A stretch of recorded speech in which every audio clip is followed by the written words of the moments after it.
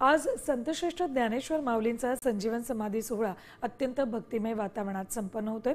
या निमित्तानं आळंदी नगरी विद्युत रोषणाईने उजळून निघाली। राज्यभरातून लाखो वारकरी माऊलींच्या दर्शनासाठी आळंदीत दाखल झाले। इंद्रायणी घाटापासून संजीवन समाधी मंदिरापर्यंत संपूर्ण परिसराला आकर्षक सजावट केली।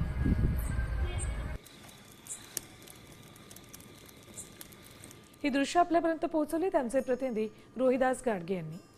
रामकृष्ण हरी माऊली संत श्रेष्ठ ज्ञानेश्वर माऊलींचा संजीवन समाधी सोहळा देवाच्या आळंदी नगरीमध्ये होतोय। त्याच निमित्ताने आज देवाच्या आळंदी नगरीचा संपूर्ण परिसर हा भक्तिभावाने वारकऱ्यांच्या मांदियाळीने भरलेला पाहायला मिळतोय। आपण आलो आहोत इंद्रायणीच्या काठावर।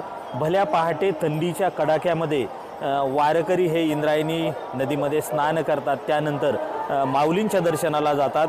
खरं तर गेल्या 7 दिवसांपासून राज्यभरातल्या कानाकोपऱ्यातून वारकरी मजल दरमजल करत देवाच्या आळंदी नगरीमध्ये दाखल झाला आहे। याचं निमित्त आहे संत श्रेष्ठ ज्ञानेश्वर माऊलींचा संजीवन समाधी सोहळा देवाच्या आळंदी नगरीमध्ये संपन्न होतोय।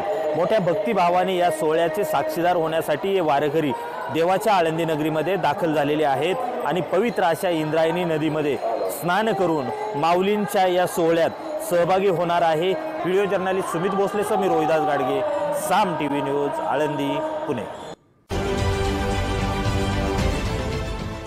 देश विदेशातील प्रत्येक घडामोडींचे लाईव्ह अपडेट मिळवण्यासाठी आता साम टीव्हीच्या सर्व सोशल मीडिया प्लॅटफॉर्मला लाईक, फॉलो आणि सबस्क्राइब करा।